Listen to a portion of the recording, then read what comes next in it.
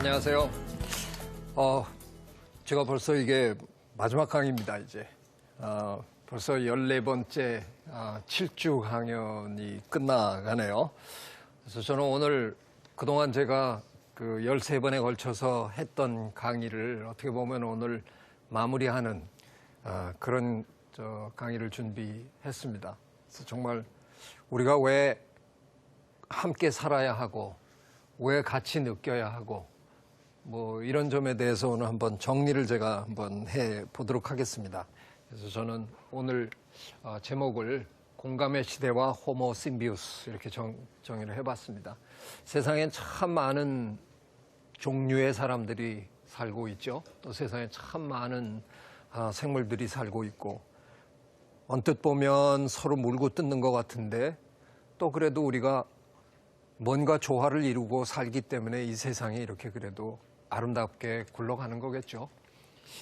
과연 이 정도로 우리가 만족해야 되는 건지 아니면 앞으로 좀 더 아름다운 그런 세상을 만들기 위해서 우리 한 사람 한 사람이 좀 노력을 해야 되는 건지 뭐 이런 것들을 좀 그동안 저랑 한 7주 같이 고민을 뭐 하셨으리라고 생각이 되는데요. 오늘 그 정리를 한번 좀 제 나름대로 해보겠습니다. 우린 참으로 오랫동안 자연을 그냥 저런 곳으로만 생각을 했습니다. 자연 그러면 서로 물고 뜯고 약육강식이다. 너 죽고 나 살자. 뭐 이런.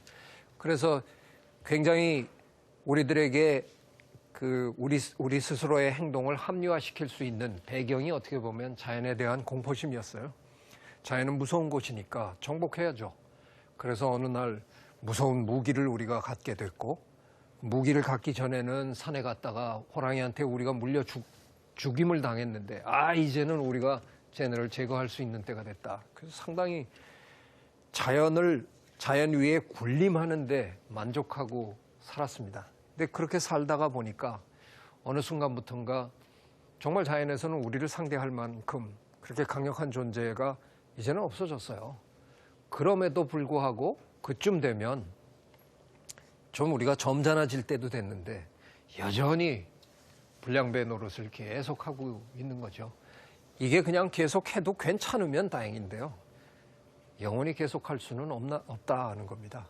우리 스스로 우리의 삶의 터전을 지금 자꾸 망가뜨리고 살고 있다는 거죠. 자연이 이런 곳인 줄 안 거는 그냥 생태학이나 생물학을 하지 않는 여러분만 그랬던 것도 아닙니다. 저희들도 그랬습니다.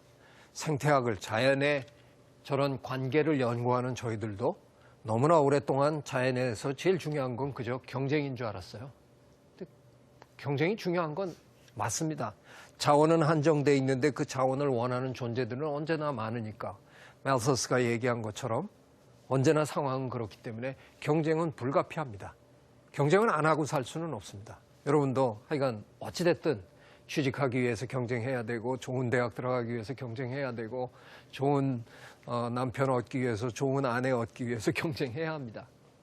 경쟁은 불가피한 거지만 그 경쟁을 하는 방법이 반드시 저렇게 으르렁거리면서 상대를 물어뜯어야만 상대를 제압해야만 그 경쟁에서 이길 수 있는 거냐? 아니더라는 겁니다. 저희도 오랫동안 저런 줄 알았어요. 그런데 어느 날부턴가 저희들 중에 몇몇 학자들이 자꾸 일깨워주기 시작했습니다. 사실은 그분들이 여성 생태학자들이었습니다. 남성 생태학자들은 99%가 다 경쟁 연구하고 있는데 여성 생태학자들은 서로 돕고 사는 공생을 수십 년 전부터 연구하더라고요. 왜 그렇게 별 볼 일 없는 연구해? 우리는 그렇게 생각했는데 세월이 가다 보니까 그게 진짜로 중요한 연구더라고요. 자연계에서 숫자로 가장 성공한 동물들이 곤충입니다. 이 세상에 거의 뭐 절반이 곤충이니까. 그 곤충과 이 세상에서 무게로 가장 성공한 생물, 식물입니다.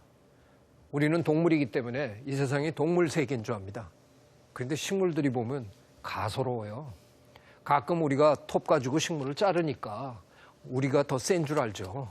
잘라봐야 식물 전체로 보면 요만큼 자른 거예요. 식물 전체의 무게와 동물 전체의 무게를 비교하면 그야말로 조족지혈입니다. 세 발의 피입니다. 동물은. 이 지구는 식물의 행성입니다. 식물들은 점잖게 우리 동물들을 웃기고 있네. 그러고 보고 있는 겁니다. 일테면. 자, 저 식물과 이 곤충이 어떻게 성공했어요? 손을 잡아서 성공한 겁니다. 꽃가루 바지라는 기가 막힌 계약을 만들어서 저 곤충이 식물의 꽃가루를 옮겨다 주고, 왜? 식물은 뿌리를 받고 살다 보니까 저 건너편 언덕에 내가 무지하게 마음에 드는 꽃이 있는데 저 여인을 만나러 가고 싶은데 뿌리 뽑아가지고 직접 가서 저랑 어떻게 데이트라도 안 되겠습니까? 그게 안 되잖아요. 그러니까 식물은 곤충을 끌어들인 겁니다. 가서 그 대신 내 유전자를 거기다 옮겨주는 거죠. 이런 계약 관계를 통해서 식물도 어마어마하게 성공하고 곤충도 어마어마하게 성공한 겁니다. 자, 이 세상에서 제일 성공한 둘이 서로 물고 뜯어서 경쟁해서 성공한 게 아니라 둘이 손잡아서 성공했다는 겁니다. 여기서 굉장히 중요한 우리가 저걸 찾아내야 된다는 거죠. 공생입니다. 자연계의 경쟁에서 우위를 차지하는 방법 중에 가장 탁월한 방법 중에 하나가 공생이더라는 겁니다. 지금 돌이켜 생각해 보면 이 세상에 공생을 하지 않고 살아남은 생물은 없습니다. 우리 인간은 아무하고도 공생하지 않는 것 같아요. 우리 장 속에도 우리의 소화를 돕는 박테리아들이 함께 살고 있습니다. 우리 경작합니다. 우리가 쌀, 보리 길러주는 겁니다. 걔네들이랑 공생하는 겁니다. 우리가 소, 돼지 길러줍니다. 걔네랑 공생하는 겁니다. 자연계에서 공생 제일 잘하는 게 인간입니다, 사실은. 그런데 평소에는 공생하고 사는 줄 모르고 계시는 거예요. 그리고 자연은 그냥 내가 착취만 하면 되는 줄 알고 착각하고 사는 겁니다. 아닙니다. 우리는 공생하고 살고 있습니다. 자, 굉장히 재밌는 공생들이 있어요. 저 물고기 지금 입안에, 큰 물고기 입안에 작은 물고기가 들어있잖아요. 저 작은 물고기는 뭐 하는 물고기냐 하면 청소 물고기입니다.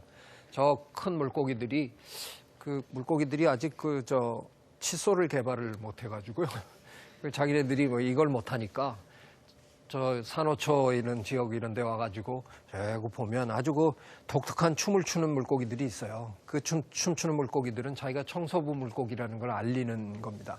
그럼 거기가 와갖고 입을 이렇게 벌려주면 걔가 들어와서 다 입안에 있는 것들을 뜯어먹는 거죠. 그러니까 저 청소 물고기는 먹이를 얻어서 좋고 큰 물고기는 구강위생을 해결해서 좋고 이렇게 둘이 공생을 하는 겁니다. 아프리카 초원에는 저렇게 큰 동물들의 몸에 새들이 더덕더덕 붙어 살아요. 아이, 귀찮겠다. 귀찮은 게 아니라 저 새들이 기생충이며 이런 걸 다 잡아먹어주는 거니까 아주 좋아서 새들을 붙여놓고 다니는 거예요. 이게 바로 공생인데 자연계에 이런 예가 그냥 수두룩합니다. 근데 이 물고기의 경우에는 한번 여러분이 생각해 보세요. 저거 좀 위험했을 것 같지 않아요? 계약 처음에 맺어가지고 한두 번 하다가 전날 무지하게 배고파요. 저 큰 물고기가. 오늘 하루 종일 먹은 게 없네. 들어와서 얘가 이거 하고 있어요. 갈등.